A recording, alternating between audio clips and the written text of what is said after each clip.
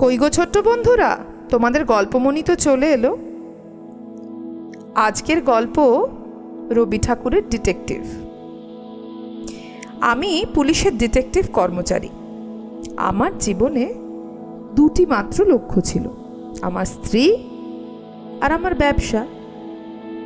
আগে একান্নবর্তী পরিবারের মধ্যে ছিলাম, সেখানে আমার স্ত্রীর প্রতি ভালোবাসাটা একটু কম হওয়াতেই আমি দাদার সঙ্গে ঝগড়া করে বেরিয়ে আসি। দাদাই যদিও উপার্জন করে আমাকে মানুষ করেছিলেন, অতএব হঠাৎ করেই এরকম সস্ত্রীক তার বাড়ি ছেড়ে চলে আসায় আমার কিন্তু একটা দুঃসাহসের কাজ হয়েছিল। কিন্তু কখনো নিজের ওপর বিশ্বাসের ত্রুটি আমার ছিল না। আমি নিশ্চয়ই জানতাম, সুন্দরী স্ত্রীকে যেমন বশ করেছি, ওরকম বিমুখ অদৃষ্ট লক্ষ্মীকেও আমি ঠিক বশ করে নেব। মহিমচন্দ্র এই সংসারের পেছনে পড়ে থাকবে না। পুলিশি বিভাগে সামান্যভাবে প্রবেশ করলাম, অবশেষে ডিটেকটিভ পদে উঠলাম। বেশি দেরি হলো না তার জন্য। উজ্জ্বল দিশা থেকেও কেমন যেন কলঙ্ক পাত হয়। আমার স্ত্রীর সেই ভালোবাসা থেকেও ঈর্ষা এবং সন্দেহ আস্তে আস্তে বেরোতে লাগলো। সেটাতে আমার কিছু কাজের ব্যাঘাত হতো বটে, কারণ পুলিশের কাজে স্থানাস্থান কালাকাল বিচার করলে চলে না। বরঞ্চ মনের অপেক্ষা যে যেখানে পারে স্থান এবং অস্থানে সময়ের কথা না ভেবেই ডিউটি করতে চলে যেতে হয়। তাতে করে আমার স্ত্রীর স্বভাবসিদ্ধ সন্দেহ আরও যেন বেড়ে উঠল। সে আমাকে ভয় দেখাবার জন্য বলতো, তুমি এমন যখন তখন যেখানে সেখানে কেন যাও? কালে ভদ্রে আমার সঙ্গে দেখা হয়, আমার জন্য তোমার ভয় করে না? আমি তাকে বলতাম, সন্দেহ করা আমাদের কাজ, সেই কারণে আমার ঘরের মধ্যে যেটাকে আনার দরকার নেই সেটাকে আর আমি আনি না। অমনি স্ত্রী বলতো, সন্দেহ করা আমার কাজ নয়, ওটা আমার স্বভাব। আমাকে তুমি লেশমাত্র সন্দেহের কারণ দিলে আমি সব করতে পারি। ডিটেকটিভ লাইনে আমি সবার কালে সেরা হব, একটা নাম রাখবো, এই প্রতিজ্ঞা আমার দৃঢ় ছিল। এই সম্বন্ধে যত কিছু বিবরণ এবং গল্প আছে তার কোনোটাই পড়তে বাকি রাখিনি। কিন্তু পড়ে কেবল মনের খারাপ লাগা আর অস্থিরতাই বাড়তে লাগলো। কারণ আমাদের দেশের অপরাধীগুলো ভীতু নির্বোধ, আর অপরাধগুলো নির্জীব এবং সরল। তার মধ্যে দুরূহতা, দুর্গমতা এসব কিছু নেই। আমাদের দেশের খুনি মানুষের রক্তপাতের উৎকট উত্তেজনা কোনো মতেই নিজের মধ্যে সংবরণ করতে পারে না। জালিয়াত যে জাল বিস্তার করে তাতে অনতি বিলম্বেই নিজের আপাদমস্তক জড়িয়ে পড়ে। আর অপরাধ বুহ থেকে বেরোনোর জন্য কূটকৌশলও কিছু জানে না। এমনকি নির্জীব দেশে ডিটেকটিভের কাজের সুখও নেই, গৌরবও নেই। বড়বাজারের মারোয়ারি জুয়াচোরকে অনায়াসে গ্রেপ্তার করে কতবার মনে মনে বলেছি, ওরে অপরাধী কুল কলঙ্ক, পরে সর্বনাশ করা গুণী ওস্তাদ লোকের কাজ। তোর মতন আনারি নির্বোধের সাধু তপস্বী হওয়া উচিত ছিল। খুনিকে ধরে তার প্রতি স্বগতোক্তি করছি। গভর্নমেন্টের একদম ফাঁসিকাট পর্যন্ত গৌরবহীন প্রাণীদের আনা হয়েছে যেন। তোদের না আছে উদার কল্পনা শক্তি, আর না আছে কঠোর আত্মসংযম। তোরা বেচারা খুনি হবার স্পর্ধা করিস। আমি কল্পনা চোখে যখন লন্ডন এবং প্যারিসের জনাকীর্ণ রাস্তার দুই পাশে ঠান্ডা হাওয়া একদম ভেদ করে যাচ্ছে আমার জীবনের সব কটা হাড় দেখতে পেতাম, তখন আমার শরীর রোমাঞ্চিত হয়ে উঠত। মনে মনে ভাবতাম, এই হাড়, এই পথের ওপরের মধ্যে দিয়ে জনস্রোত, কাজের উৎসব, এই এত সৌন্দর্য অহরহ বয়ে যাচ্ছে। তেমন সর্বত্রই একটা যেন হিংস্র চোখ, ভুরু কুঁচকিয়ে তাকিয়ে থাকা ভয়ঙ্কর অপরাধ প্রবাহ তলায় তলায় নিজের পথ করে চলছে। তারই কাছে ইউরোপীয় সামাজিকতার হাস্যকৌতুক শিষ্টাচার এমন বিরাট ভীষণ রমণীয়তা লাভ করেছে। আর আমাদের কলকাতার পথের পাশে একদম খোলা জালনার মতন রান্না বাটনা, ঘরের কাজ, পরীক্ষার পাঠ এইসবই চলছে, নইলে বৈঠক, দাম্পত্য কলহ, বড়জোর, ভাই ভাই ছাড়াছাড়ি, মামলা মোকদ্দমা ইত্যাদি। কোনো একটা বাড়ির দিকে চেয়ে এরকম কখনো মনে হয় না যে এই মুহূর্তেই ঘরের কোণে কোনো একটা শয়তান মুখ গুঁজে বসে থেকে তার ভাবনার কালো কালো ঢিমগুলোতে তা দিচ্ছে। আমি অনেক সময় রাস্তার বাইরে বেরিয়ে পথিকদের মুখ এবং চলনের ভাব লক্ষ্য করতাম। ভাবে ভঙ্গিতে যাদেরকে কিছুমাত্র সন্দেহজনক বোধ হতো, আমি অনেক সময় গোপনে তাদের অনুসরণও করতাম।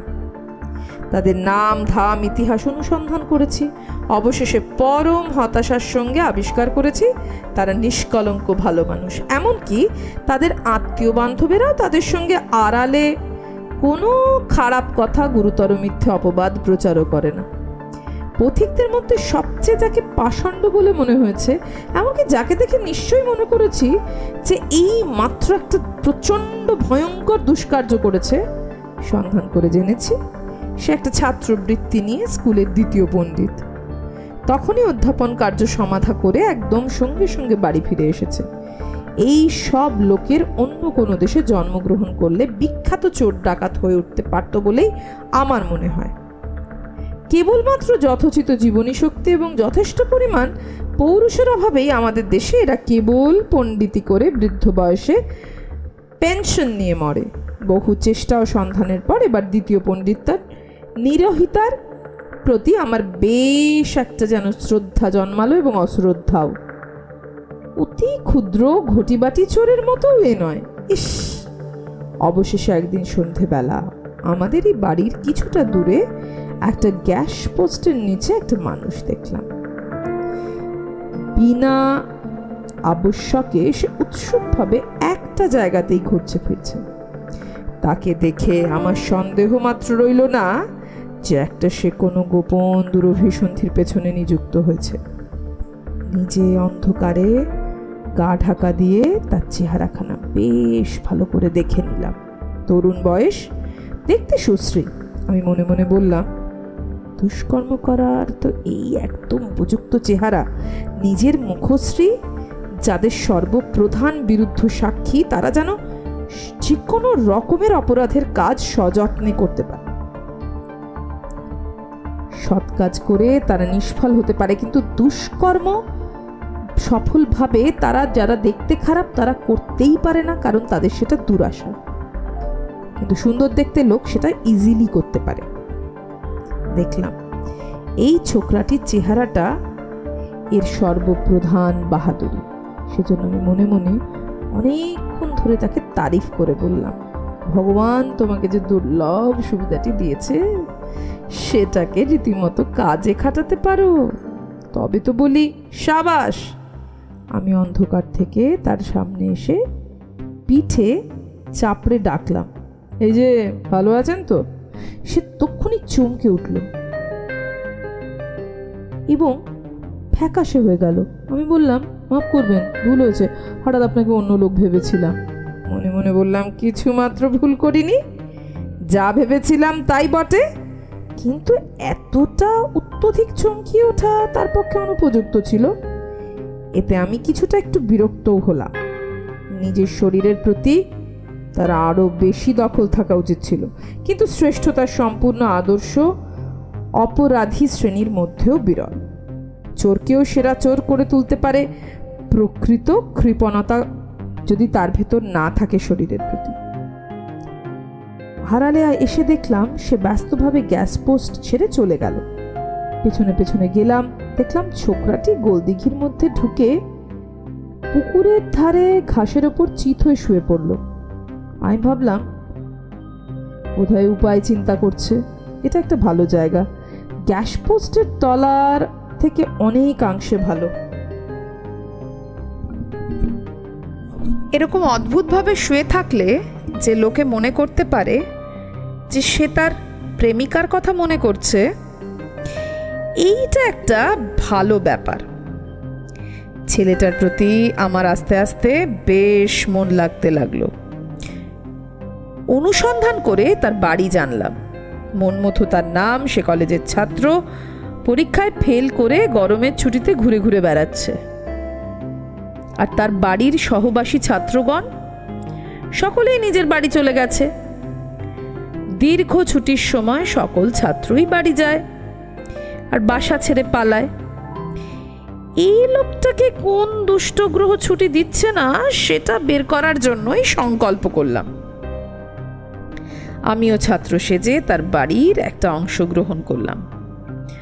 প্রথম দিন সে যখন আমাকে দেখলো, কেমন একরকম করে যেন সে আমার মুখের দিকে চেয়ে থাকলো। তার ভাবটা ভালো বুঝলাম না। সে যেন অবাক, সে যেন আমার অভিপ্রায় বুঝে ফেলেছে, এমন একটা ভাব। বুঝলাম শিকারীর উপযুক্ত শিকার বটে, একে সোজাভাবে ফস করে কায়দা করা যাবে না।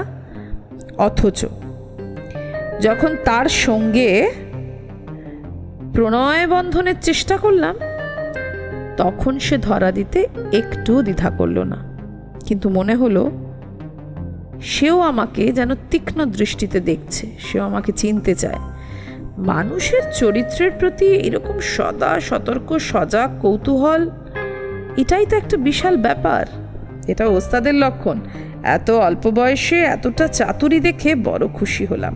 মনে মনে ভাবলাম, মাঝখানে একজন মেয়ে না আনলে এই অসাধারণ অকালধূর্ত ছেলেটার মন পড়া সহজ হবে না। একদিন গদগদ কণ্ঠে মনমথুকে বললাম, ভাই, একটি স্ত্রীলোককে আমি ভালোবাসি, কিন্তু সে আমাকে ভালোবাসে না। প্রথমটা সে যেন কিছু একটা অবাকভাবেই আমার মুখের দিকে তাকালো, তারপর একটু হেসে বলল, এরম দুর্যোগ বিরল নয়। এইরকম মজা করবার জন্যই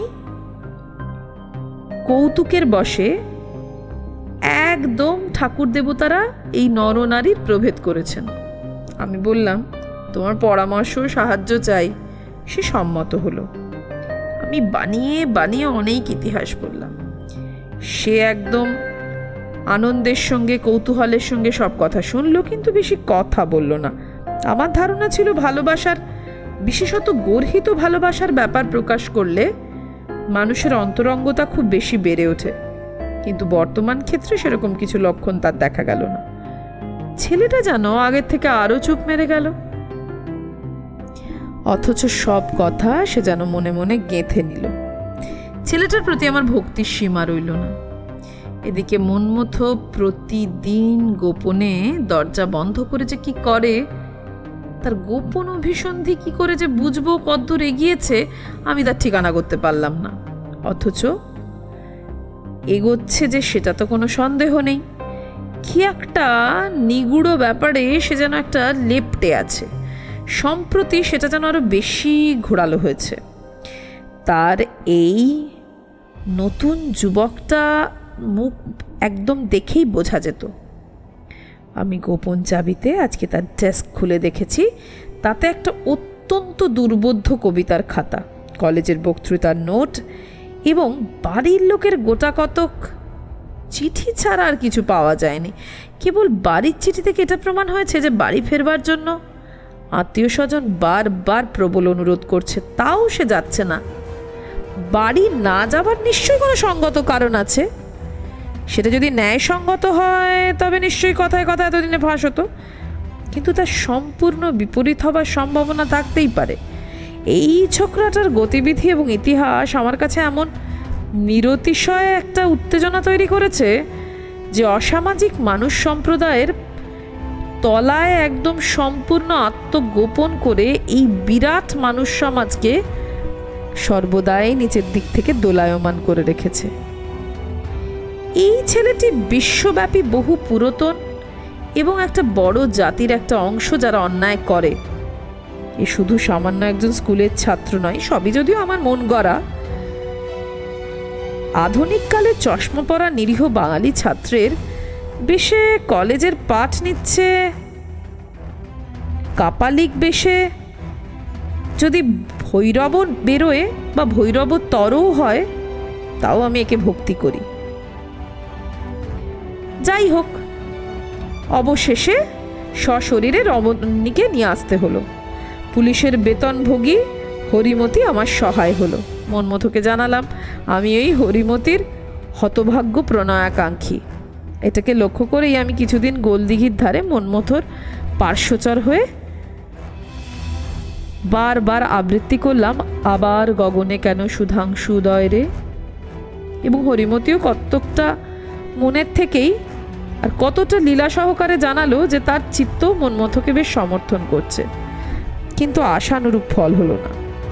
মনমথ নির্লিপ্ত অবিচলিত কৌতূহলের সঙ্গে সমস্ত পর্যবেক্ষণ করতেই লাগলো।